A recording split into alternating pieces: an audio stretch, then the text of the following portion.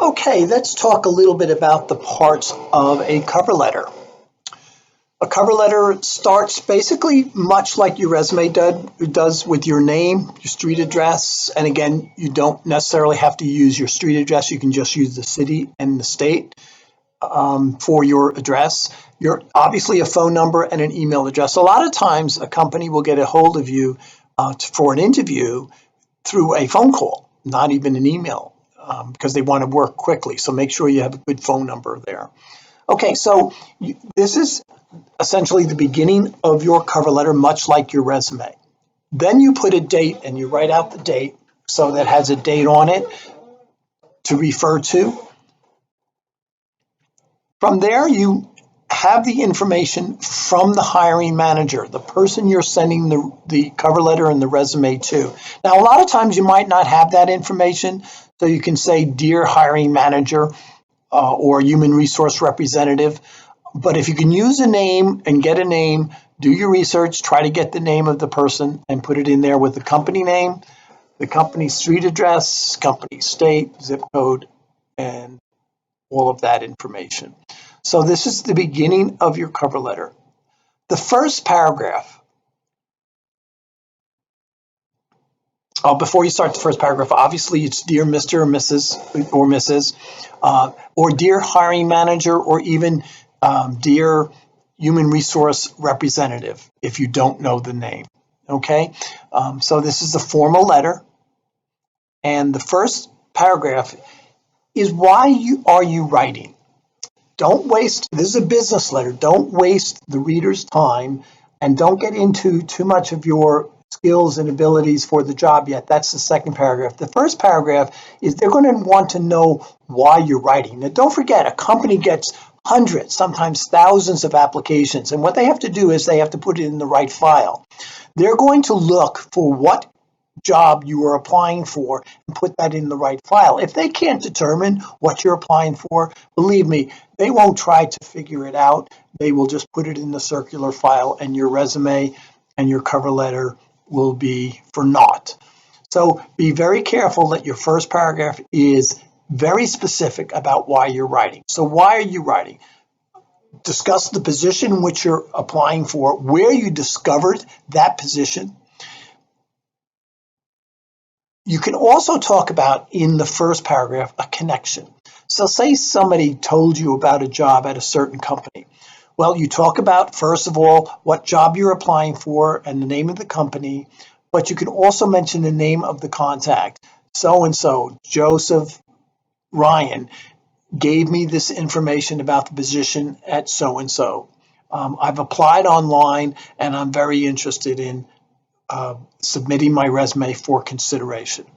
So an example is, I've learned of your posting for an administrative assistant with the name of the organization at Paradise Valley Community College. My research shows that the organization company, again, name the organization and company, is a growing company and needs dynamic employees who want to learn and contribute to the business.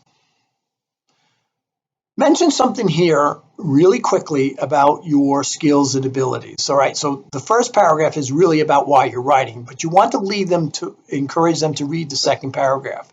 This one here says, if you're looking for a quick learner who thrives in a team-oriented environment, fast-paced environment, please consider me for the administrative assistant position. So your first paragraph is short. As you can see, it's not more than 7 or 8 lines, and it's very succinct and specific about the job that you're applying for. Now let's take a look at the rest of the cover letter. The second paragraph explains your experience, skills that fit the position. Be careful not to just restate your resume. They will be looking at your resume. You want to capture things out of your resume that strike a connection with the job that you're applying for. So I say the second paragraph in a cover letter is much about the job that you're applying for. It is about you. So you're matching yourself to the job, which means you have to state things like, I noticed that the job is looking for a certain type of skill. And if you look at my resume, you'll see that I've done this for 3 years, okay? So let's take a look. During the last 5 years, I've worked as an office manager for the name of the company. In this position, I improved office efficiency by investigating and selecting word processing equipment. Now notice the next sentence. I understand that your opening includes responsibilities for supervising and coordinating word processing procedures from your home office, with your home office. So you're pulling something out of the job description that matches something that you have, and you bring it to their attention. Your accomplishments, things that you did well, you want to bring out here, again, that matches the job.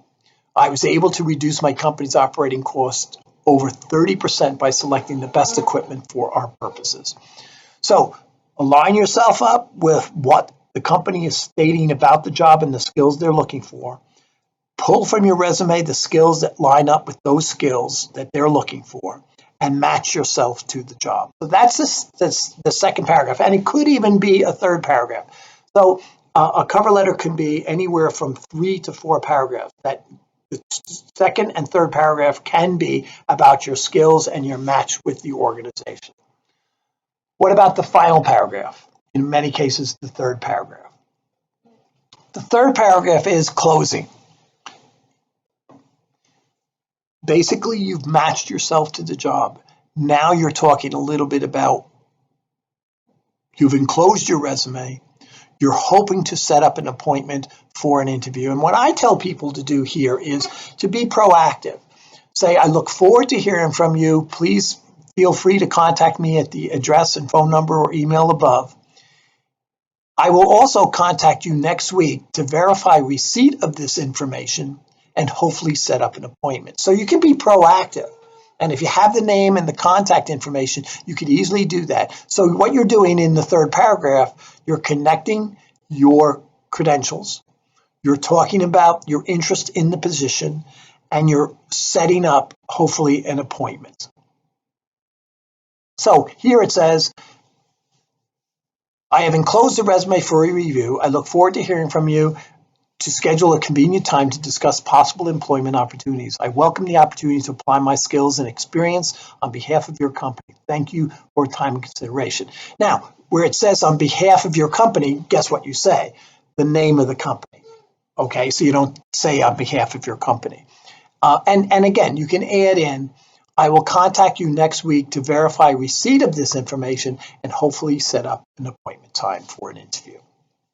And then sincerely, your first and last name. So that's it with the cover letter. It's a bit, again, keep in mind it's a business letter. It does demonstrate your writing capabilities. So take time, have other people read it so that there's no errors. Because remember, employers are looking for transferable skills. And one of the main transferable skills they're looking for is communication skills, both written and verbal.